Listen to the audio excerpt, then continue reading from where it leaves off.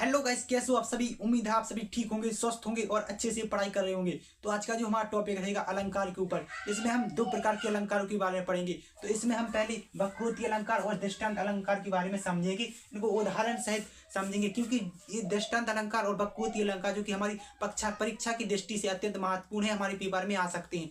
तो इसमें पहले हम वक्रोक्ति अलंकार के बारे में देखें कि जब सुनने वाला व्यक्ति श्रोता और कहने वाला व्यक्ति वक्ता होता है तो इन बातों का गलत अर्थ निकाल लेता है, तो वहां पर वक्रोक्ति अलंकार होता है। उदाहरण के लिए, को तुम हो इत्याय कहाँ, घनश्याम हो तो क्यों तो बरसो।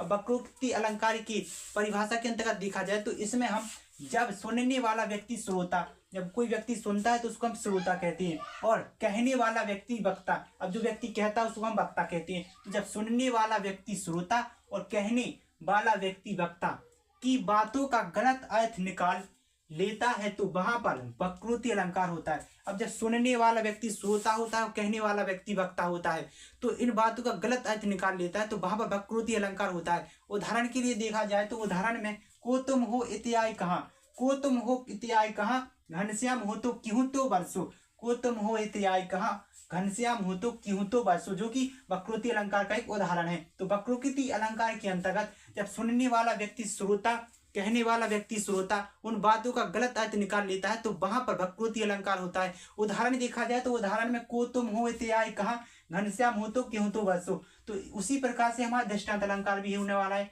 तो दृष्टांत अलंकार के अंतर्गत जहां पहली बात को कहकर उससे मिलती जुलती दूसरी बात, मतलब एक बात से मिलकर के उससे मिलती जुलती दूसरी बात को उदाहरण देकर समझाया जाए तो वहां पर दृष्टांत अलंकार होता है। जैसे कि जहां पहले कोई बात कहकर उससे मिलती जुलती बात दृष्टित किया जाए, मतलब समझाया जाए, उदाहरण देकर समझाया जाए, तो वहां पर दृष्टांत अलंकार होता है। उदाहरण के लिए, एक माय में दो तलवारें कभी नहीं रह सकती, मतलब एक मान्य में दो तलवारें कभी नहीं रह सकती। उदाहरण की बात की जाए तो एक मान्य में दो तलवारें कभी नहीं रह सकती, कि एक की जगह है तो वहां दो को बैठा दो तो ऐसा असंभव होता है। उसी प्रकार से एक मान्य में दो तलवारें नहीं रह सकती, जो कि हमारा दृष्टांत अलंकार का उदाहरण है। अब दृष्टांत अलंकार के अंतर्गत जहां पहले कोई बात कहकर उससे मिलती जुलती दूसरी बात दृष्टित की जाए, उदाहरण देकर समझाई जाए, तो वहां पर दृष्टांत अलंकार होता है। उदाहरण के लिए, एक मान्य में दो तलवारें कभी नहीं रह सकती, जो कि दृष्टांत अलंकार का उदाहरण है। तो